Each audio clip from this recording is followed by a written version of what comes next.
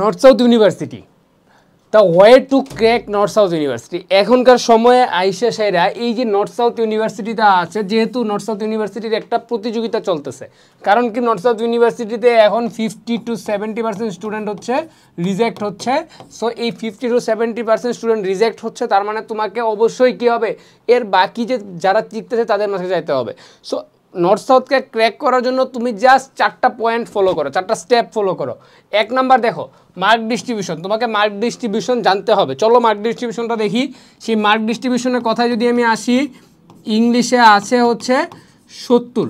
এই ইংলিশ 70-এর মাঝে গ্রামাটিক্যাল আছে, গ্রামার অ্যান্ড ভোকাবুলারি হচ্ছে 40। ইংলিশে গ্রামার অ্যান্ড ভোকাবুলারি 40। তারপরে হচ্ছে রিডিং কম্প্রিহেনশন, রিডিং কম্প্রিহেনশনে আছে কত 20 মার্ক। যেখানে একটা প্যাসেজ দেওয়া থাকবে সেখান থেকে তোমার 20টা কোয়েশ্চেন আনসার করতে হবে। আর মোস্ট ইম্পর্টেন্ট যে পার্টটা থাকে সেটা হচ্ছে এসে। এই এসেতে থাকবে 10 মার্ক। এখন এসে নিয়ে তোমাদের অনেক কোয়েশ্চেন থাকে, এসেটার জন্য শর্টকাটে একটু বলি। এসেটাতে মার্ক হচ্ছে 10, 200 ওয়ার্ডের মাঝে লিখতে হবে এবং মাস্ট বি তোমাকে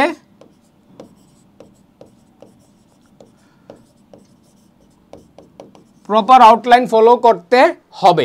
এই হচ্ছে ইংলিশের মার্ক ডিস্ট্রিবিউশন। আর ইংলিশ ছাড়া আরেকটা কি আছে মার্ক ডিস্ট্রিবিউশনে, ম্যাথমেটিক্স। ম্যাথে থাকবে তোমাদের 50। এই ম্যাথের 50-এর মাঝখানে বেসিক্যালি 40 থেকে 42 থাকবে জেনারেল ম্যাথ, আর 8 থেকে 10 মার্ক থাকবে হচ্ছে হায়ার ম্যাথের।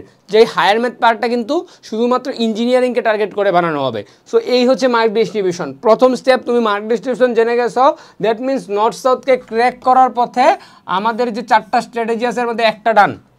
এরপরে তোমাকে কি করতে হবে, রাইটিং আউটলাইন। এই রাইটিং আউটলাইনের কথাই আসে হচ্ছে এই এসে।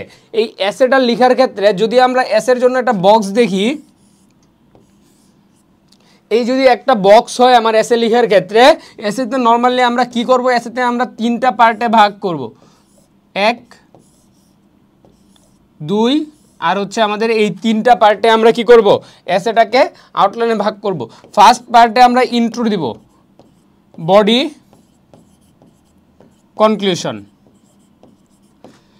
Intro, body, conclusion. এসে লেখার ক্ষেত্রে ইন্ট্রো পার্টে কী লিখতে হয়, ইন্ট্রো পার্টে আমরা যে আমাদের টপিকটা থাকবে সেই টপিকটার উপরে আমাদের যে পয়েন্ট অফ ভিউ বা আমার যে যুক্তিগুলো আছে, যে পয়েন্ট দিয়ে আমি এই ইন্ট্রোটাকে এস্টাবলিশ করতেছি, দ্যাট মিনস আমার যে হেডিংটা আছে এই হেডিংটাকে আমি এস্টাবলিশ করতেছি, সেটার জন্য আমি 3টা যুক্তি বা 3টা পয়েন্ট আউট করব হচ্ছে ইন্ট্রোতে, এবং তাদের 3টাকে একসাথে কী করব, সামারাইজড করব।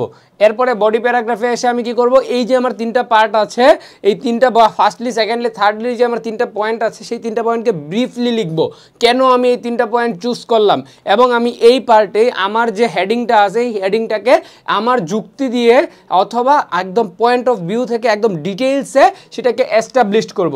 যখন আমার এস্টাবলিশ করা শেষ, কনক্লুশন পার্টে এসে আমি কি করব, ফুল সামারিটাকে আমি কনক্লুড করে নিব। জাস্ট হচ্ছে তখন যখন কনক্লুড হয়ে যাবে তখন আমরা সেটাকে একটা প্রপারলি আউটলাইনে নিয়ে এসে পড়ছি। তো দেখো, ইন্ট্রো, বডি, কনক্লুশন 3টা পার্ট আমার এখন একদম রেডি হয়ে গেছে। যখন রেডি হয়ে গেছে তখন আমরা এসেটাকে বলতে পারবো যে আমি এসের প্রপার আউটলাইন ফলো করছি। এসে প্রপার আউটলাইন ফলো করার পরে আমার যে জিনিসটা থাকে সেটা হচ্ছে ভোকাবুলারি। এই ভোকাবুলারি পার্টে আমার আরেকটা বিষয় আছে, ভোকাবুলারি যত ইনরিচ আমি করতে পারবো তত আমার এসেতে মার্ক পাওয়ার সম্ভাবনা বেড়ে যাবে। সো আমরা কি করব, ভোকাবুলারিটাকে ভালোভাবে ইউজ করার ট্রাই করব এবং আমাদের যত ভোকাবুলারি নলেজ আছে সেটাকে আমরা এস্টাবলিশ করার এখানে ট্রাই করে নিব। এই যে গেল হচ্ছে রাইটিং পার্টের প্রপার আউটলাইন। এরপরে তোমার জন্য থাকে হচ্ছে ম্যাথ ট্রিক্স। এখন এই যে ম্যাথের ট্রিক্স, আমরা কি জানি ম্যাথমেটিক্সের জন্য আমাদের মার্ক কত, 40 না, মার্কটা হচ্ছে 50।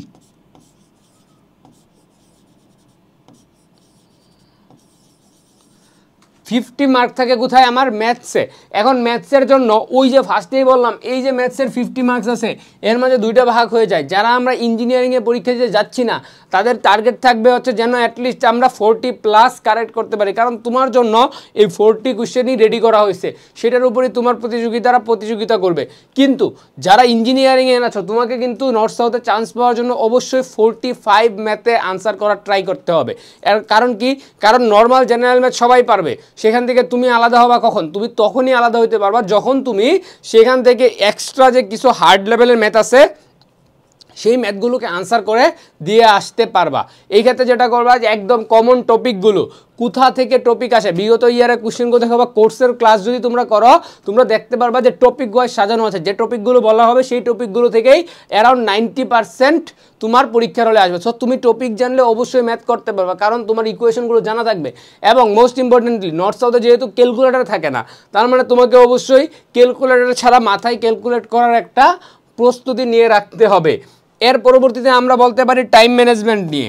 টাইম ম্যানেজমেন্টটা কেন ইম্পর্টেন্ট? দেখো, পরীক্ষার হলে তোমার জন্য একটা টাইম থাকবে 1 ঘন্টা। এই 1 ঘন্টা সময়ের মাঝে 1 আওয়ার or 1.5 আওয়ার, এটা যেটাই হোক, এই টাইমের মাঝে তোমার কি করতে হবে? পুরো পরীক্ষাটা দিয়ে আসতে হবে। তার মানে তোমার কিন্তু পরীক্ষায় কী আনসার করতে হচ্ছে সেটা তুমি জানো। সো সেটা যখন তুমি জানো তখন তুমি সেটা কি করবা? সেই জায়গাটা থেকে তুমি তোমার যে এই ইংলিশের এই পার্টটুকুর জন্য আমার এত মিনিট টাইম, ম্যাথের এইটুকুর জন্য আমার এত মিনিট টাইম, রাইটিংয়ের জন্য আমার এত মিনিট টাইম। দেখা যায় অনেকে কি করে, অনেকে ফার্স্টে ইংলিশ ম্যাথ ভালো করে দিয়ে রাইটিং ভালো করে লিখতে পারে না, বা রাইটিং ভালো করে লিখতে গিয়ে বাকিগুলো আনসার করতে পারে না। এইটা কিন্তু করা যাবে না। আলটিমেটলি তোমাকে অবশ্যই টাইমটাকে সাজিয়ে নিতে হবে এবং টাইম ম্যানেজমেন্টটা শিখতে হবে। যদি তুমি এই 4টা স্টেপ ফলো করতে পারো তাহলে অবশ্যই তুমি নর্থ সাউথ ক্র্যাক করতে পারবা। এবং আগামী 11 এপ্রিলের যে পরীক্ষা হবে সেই পরীক্ষা দিয়ে নিশ্চিন্তে বসে থাকতে পারবা যে নর্থ সাউথে তোমার কাঙ্ক্ষিত ডিপার্টমেন্টে তুমি একটা সিট পেয়ে যাচ্ছ। সো সময় নষ্ট না করে প্রস্তুতি নিতে থাকো, প্রচুর প্র্যাকটিস করো, এক্সাম দাও, টপিকে প্রবলেম থাকলে ক্লাস করো। তোমাদের সহায়তার জন্য আছে আমাদের কোর্সে থাকবে ক্লাস, এক্সাম ব্যাচ। আর যদি প্র্যাকটিস করতে চাও তো পারচেস করতে পারো রকমারি থেকে আমাদের QnA North South university model question book. দেখা হবে বিজয়ে। আসসালামু আলাইকুম।